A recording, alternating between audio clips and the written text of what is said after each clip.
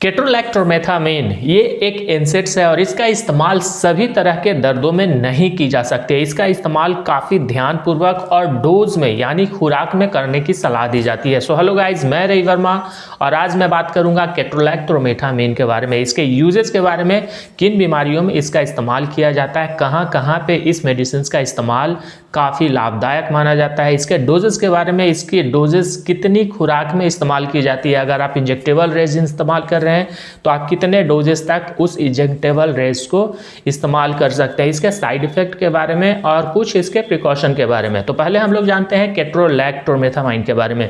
केट्रोलैक एक एनसेड्स है यानी non steroidal anti inflammatory drug. ये पेन किलर ड्रग्स है और सभी तरह के पेन में इसका इस्तेमाल नहीं किया जा सकता। इसका इस्तेमाल मुख्य रूप से मॉडरेट टू सीवियर पेन में ही की जाती है।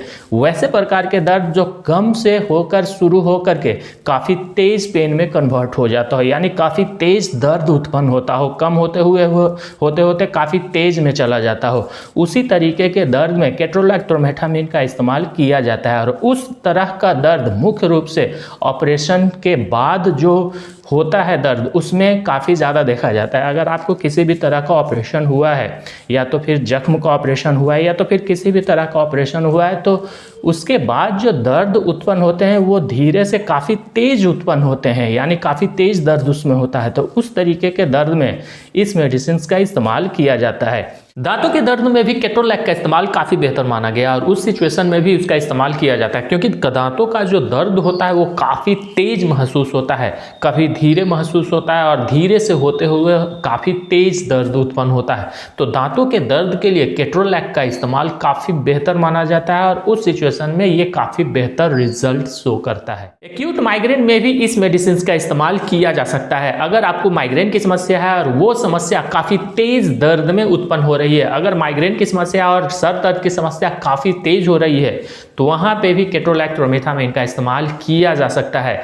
वैसा सभी प्रकार का दर्द जो काफ़ी तेज दर्द में होता हो, यानी चोट लगने के बाद भी अगर आपका जो दर्द है वो काफ़ी तेज हो रहा हो, तो उस सिचुएशन में भी केट्रोलैक्टोमेथामीन का इस्तेमाल किया जा सकता है। मस्कुलोस्केलेटल पेन में भी इसका इस्तेमाल किया जाता है, यानी मसल्स पेन अगर वो काफ़ी तेज हो। मस्कुलोस्केलेटल पेन में muscles pain, bone pain, ligament pain और टेंडन, ये तीनों तरह का पेन शामिल होता है। अगर वो तीनों तरह के पेन अगर आपको हो रहे हैं और वो काफ़ी तेज दर्द है, काफ़ी तेज पेन हो, तो उस सिचुएशन में केट्रोलैक्टोमेथामीन का इस्तेमाल किया जा सकता है। केट्रोलैक्टोमेथामीन तीनों फॉर्म में अवेलेबल है, यानी टैबलेट, इंजेक्टेबल रेंज और ईयर ड्रॉप के रूप में भी अवेलेबल है। तो आप जानते हैं इसके साइड इफेक्ट के बारे में। इसके साइड इफेक्ट के बारे में जानना काफ़ी ज़रूरी है, क्योंकि सभी लोगों में इसका साइड इफेक्ट नहीं देखा गया है, लेकिन जिनमें भी इसका साइड इफेक्ट देखा गया है वो नॉर्मल साइड इफेक्ट भी देखा गया है और सीवियर साइड इफेक्ट भी देखा गया है। यानी केट्रोलैक्टोमेथामीन से होने वाले जो साइड इफेक्ट होते हैं वो सीवियर भी हो सकते हैं।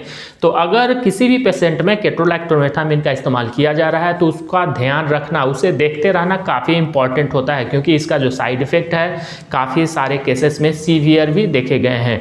तो नॉर्मल साइड इफेक्ट में हेडेक की समस्या हो सकती है, आपको सर दर्द की समस्या हो सकती है। अगर जैसे ही केट्रोलैक लगाया गया तो आपको 10 से 15 मिनट में सर दर्द की समस्या उत्पन्न हो सकती है। उसके बाद स्टोमक पेन, पेट दर्द की समस्या उत्पन्न हो सकती है, ये नॉर्मल से साइड इफेक्ट है। स्टोमक अपसेट की समस्या हो सकती है, यानी नौजिया की समस्या हो सकती है। पेट आपको अनकंफर्टेबल लगेगा, जब ये केट्रोलैक के साइड इफेक्ट होंगे तो आपका स्टोमक अनकंफर्टेबल आपको फीलिंग देने लगेगा। ये नॉर्मल से साइड इफ़ेक्ट हैं जो मोस्टली केसेस में देखे गए हैं। हालांकि सभी लोगों में ये साइड इफ़ेक्ट नहीं देखा गया है, लेकिन जिनके में भी ये साइड इफ़ेक्ट देखा जाता है वो तुरंत ही इस मेडिसिन को लेना बंद करें। जो सीवियर साइड इफ़ेक्ट में होता है केट्रोलैक्टोमेथामीन इंजेक्शन या टैबलेट लेने के बाद, वो चेस्ट पेन की समस्या होती है। चेस्ट पेन की समस्या इसे सीवियर साइड इफ़ेक्ट में रखा गया है। चेस्ट पेन की समस्या होती है, सांस लेने में कठिनाई होने लगती है। चेस्ट पेन की समस्या में कभी कभी हार्ट अटैक और स्ट्रोक की भी प्रॉब्लम देखी गई है। सांस लेने में प्रॉब्लम होने लगती है, स्टोमक ब्लीडिंग की भी समस्या देखी गई है, एलर्जिक रिएक्शन की समस्या देखी गई है, यानी स्किन एलर्जिक रिएक्शन, यानी आपको अर्टिकेरिया की समस्या हो जाएगी, यानी पीती उछलने की समस्या हो जाएगी अगर केट्रोलैक से साइड इफेक्ट होता है तो। हालांकि सभी लोगों में इसका साइड इफेक्ट नहीं देखा गया है, लेकिन जब भी आप केट्रोलैक का इस्तेमाल करें काफ़ी सावधानी पूर्वक करें, क्योंकि सभी दर्दों में इसका इस्तेमाल नहीं करना करने की सलाह दी जा रही है। और जब भी आप करते हैं इसका इस्तेमाल और किसी भी तरह का साइड इफेक्ट दिखे, इस मेडिसिन को तुरंत लेना बंद करें और तुरंत अपने नज़दीकी डॉक्टर से संपर्क करें। तो आप जानते हैं इसके डोजेस के बारे में। इसके डोजेस के बारे में जानना काफ़ी इंपॉर्टेंट होगा, क्योंकि मैं यहाँ पे इंजेक्टेबल रेंज और टैबलेट रेंज के डोजेस बताने जा रहा हूँ।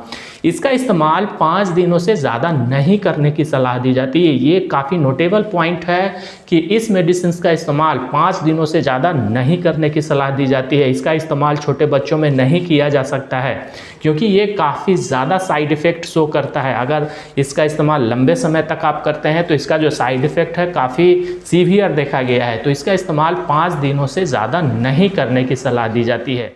तो पहले जानते हैं इसके टैबलेट फॉर्म के डोजेस के बारे में। इसके जो टैबलेट फॉर्म के डोजेज हैं वो सिंगल डोज 20 mg का है। अगर आप पहली बार ले रहे हैं और सिंगल डोज इसका ले रहे हैं तो सिंगल डोज इसका 20 mg का है। और उसके बाद 10 mg पर 6 आवर में, एवरी 6 आवर में इसे देने की ज़रूरत पड़ती है। सिंगल डोज 20 mg और उसके बाद 10 mg एवरी 6 आवर, हर एक 6 घंटे के बाद 10 mg के टैबलेट लिया जा सकता है। इसके जो मैक्सिमम डोजेज हैं वो 40 mg पर डे, यानी एक दिनों में 40 mg से ज़्यादा इस्तेमाल नहीं करने की सलाह दी जाती है। मैक्सिमम डोजेज कभी ना इस्तेमाल करें, क्योंकि अगर जब भी आप मैक्सिमम डोजेज इस्तेमाल करते हैं साइड इफेक्ट का खतरा बढ़ जाता है। तो आप जानते हैं इसके आईवी यानी इंजेक्शंस के बारे में। इंजेक्शंस के कितने डोज हो सकते हैं? इंजेक्शंस के जो इसके डोज हैं वो 30 mg पर 6 आवर का है, यानी 30 mg आईवी दें या तो फिर IM दें, इसका इस्तेमाल करें। 30 mg पर 6 आवर का इसका जो मैक्सिमम डोजेज है 120 mg पर डे का है, यानी एक दिनों में 120 mg से ज़्यादा इस्तेमाल करने की सलाह नहीं दी जाती है। और अगर आप इंजेक्टेबल रेज इस्तेमाल कर रहे हैं तो 30 mg एवरी 6 आवर में दिया जा सकता है।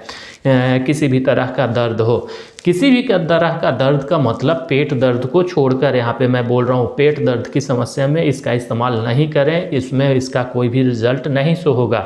अगर आपको किसी भी तरह का चोट लगा हो, ऑपरेशन के बाद दर्द हो रहा हो, माइग्रेन की समस्या हो, किसी भी तरह के एक्यूट समस्या यानी severe mild to severe pain हो रहा हो, तो वहाँ पे इस मेडिसिन का इस्तेमाल करने की सलाह दी जाती है।